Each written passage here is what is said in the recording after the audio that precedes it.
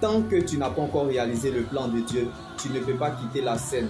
Car lorsque Dieu a une promesse sur toi, tu ne peux pas revenir tant que tu n'as pas encore fini ta mission.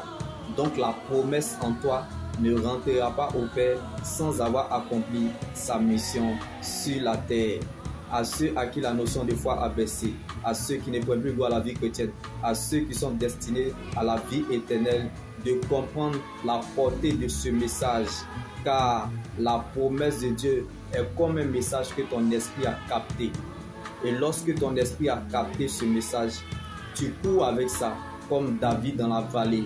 La promesse de Dieu te parle. Champion, championne, si des murs ont reçu la parole de Dieu et aujourd'hui on n'arrive pas à les détruire, comme David était insignifiant aux yeux des humains, mais la bénédiction de sa famille et de la nation se reposait sur lui.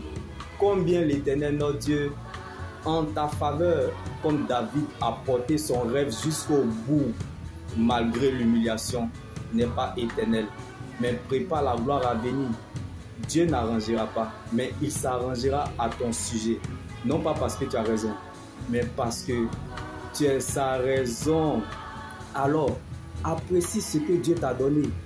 Jésus-Christ, sa présence dans notre vie est la chose la plus importante que Dieu donne à une personne. Donc, la bénédiction n'a pas d'adresse, car Dieu ne t'a pas mené si loin pour t'abandonner. Donc, ce n'est pas parce que tu ne comprends pas que Dieu ne sait pas ce qu'il fait. Comme il a fallu que Lazare meure et parte en tombeau pour aller le ressusciter. Si Dieu ne vous protège, personne ne peut vous protéger comme Jésus. Alléluia. Alors laisse-moi te choquer que la promesse de Dieu ne viendra pas, car elle est en nous. Ce que tu cherches, espères ou attends est en toi. Mais c'est sa manifestation que nous attendons. Ne dépend pas de l'atmosphère, mais de sa souveraineté. Donc la souveraineté de Dieu est une réalité. Plus ça tarde, nous sommes contents de ce qui arrive.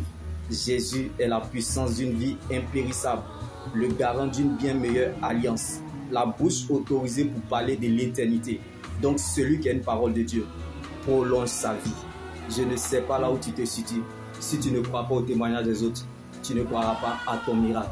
Alors je prie que là où tu es soit le point de départ que Dieu utilise pour commencer une grande histoire dans le monde. Car la meilleure prédication, c'est votre propre histoire avec Dieu. D'où dans les moments sombres, vous l'avez connu ou découvert comme David dans la vallée. Pleurer, trembler ou bien aimer, avoir peur ne veut pas dire que tu as perdu espoir ou la foi, mais c'est l'ADN pour te faire avancer sur la route de la vie éternelle. Je peux tomber, trébucher, même les yeux fermés, mais à cause de la parole de Dieu, je continuerai à avancer vers la direction du ciel, car c'est là ma finalité. Donc ce n'est pas la joie du moment qui compte pour Dieu, mais plutôt la finalité de son plan qu'il a déjà établi pour notre vie. Donc la fête changera de camp. Shalom.